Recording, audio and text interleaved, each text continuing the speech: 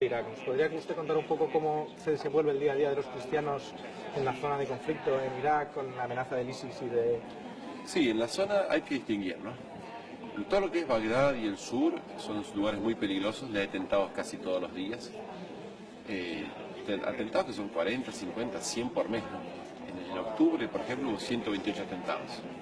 En la zona donde está el Estado Islámico propiamente, ahí ya no quedan cristianos, o quedan, se puede contar con los dedos de una mano, viven escondidos. En la zona del Kurdistán, donde vivo yo, no hay atentados. El problema es que estamos muy cerca del Estado Islámico, lo tenemos en la parte más cerca, lo tenemos son 30 kilómetros, pero es cierto que ahora está siendo derrotado el Estado Islámico. Finalmente se decidieron a derrotarlo. Se han recuperado varios pueblos de la llanura del Nínive, pueblos que eran cristianos como Karakosh, Bandaya, Bartala, etc. Y esto ha traído mucha esperanza a los cristianos de que en algunos meses van a poder volver. Ahora no pueden volver porque por empezar está haciendo el conflicto en este momento, Mosul, está la reconquista de Mosul, pero además porque el Estado Islámico dejó la ciudad que abandonó con minas personales y bombas en lugares insólitos como por ejemplo en los refrigeradores, para que la gente cuando llegue producir más daño. Es más, se han encontrado muñecas, juguetes, para que los niños cuando los levanten les exploten. Es decir, que hay todo un trabajo de desminar y sacar bombas y después reconstruir, ¿no? El último dato que recibí es que el 60% de las casas han sido quemadas. Es decir, que va a ser durísimo, ¿no? Pero, de todo modo que va a ser durísimo, trajo a la gente una cierta esperanza de poder volver. En los campamentos de refugiados se ha festejado, están todos con mucha esperanza, muy contentos. Eso les ha hecho revivir, ¿no? Y a muchos les quita la idea entonces de partir del país, porque es como una vuelta a la esperanza, ¿no? En concreto lo mío es trabajar con los fieles de rito latino, la mayoría extranjeros, en varias ciudades del Kurdistán, como por ejemplo Erbil, donde no hay ni una sola iglesia de rito latino. La última parroquia de rito latino en el Kurdistán que quedaba era en Mosul, que no solamente ya no hay fieles, sino que la iglesia le pusieron dinamita y la bombardearon, Estado Islámico.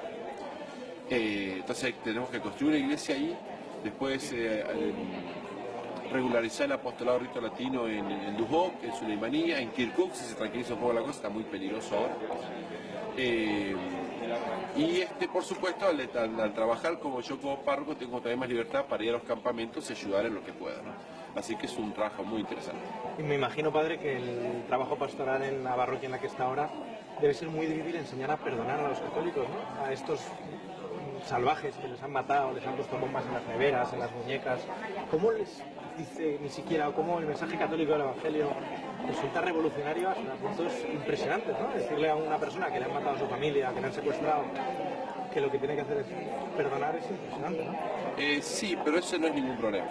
O sea, la gente perdona antes que uno les hable del perdón. O sea, tenemos casos impresionantes. Tenemos casos de gente que incluso da gracias al Estado Islámico porque al haber perdido todo se han acercado a Dios. Gente que reza todos los días por la conversión del Estado Islámico. ¿Sí? Y fue famosa señorita Mariam que le dicen, ¿vos del Estado Islámico? Y dice, no, dice, lo único que yo rezo toda la noche para que Dios los perdone. ¿Sí? Por ejemplo, en Egipto, la mamá de dos de los coptos degollados en Libia le preguntaron, ¿qué harías si vieses afuera de tu casa al Estado Islámico? Y ella dijo, yo los invitaría a entrar a mi casa y tomar un café, porque ellos ingresaron a mis hijos en el reino de los cielos. O sea, los cristianos tienen muy claro el tema del perdón. Y eso es lo que hace que ellos vivan no solamente en paz, sino que incluso con una alegría que uno no encuentra aquí en estos lugares. Cuando escuchamos testimonios del Estado Islámico, de los cristianos en lugares perseguidos, nos estremece a los que estamos en Occidente, en la comodidad de los estados liberales, por decirlo de alguna manera, lo lejos que estamos de nuestros hermanos perseguidos, tanto desde el punto de vista de lo cerca que están ellos de martirio, como en lo ordinario, ¿no? Que ellos realmente los testimonios de santidad son impresionantes. ¿Cómo podemos acercarnos más a ellos cuando nuestras circunstancias son tan diferentes? Bueno, precisamente una de las cosas que me gusta de venir a mí a Europa, a América, es el hecho de poder dar esos testimonios, ¿no? El otro día decía Jaume, un muchacho español que fue a Irak, él dice, yo no fui tanto para ayudarlos como para que ellos nos ayuden a nosotros.